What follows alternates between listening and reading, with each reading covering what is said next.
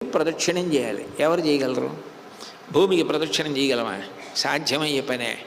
అందుకే భూప్రదక్షిణం చెయ్యలేకపోయిన వాళ్ళ కోసమని దానికి ప్రత్యామ్నాయములను శాస్త్రం ఇచ్చింది. అమ్మ స్నానం చేసిందా, స్నానం చేయలేదా? అమ్మ పూజ చేసిందా, చేయలేదా? అమ్మ ముఖం కడుక్కుందా, కడుక్కోలేదాతో కూడా సంబంధం లేదు.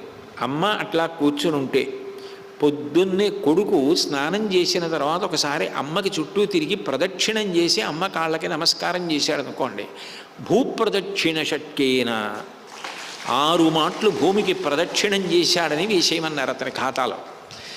ఎవరు అదృష్టవంతుడు? తల్లి ఉన్నవాడు. నాకు తెలుసు, కానీ ఏం ప్రయోజనం? ఎవరికి చేయను? మా అమ్మ వెళ్ళిపోయింది కాబట్టి నేను చెయ్యలేను. ఎవరు చెయ్యగలరు అంటే, చేయడానికి అవకాశం ఉన్నవాడెవరో వాడు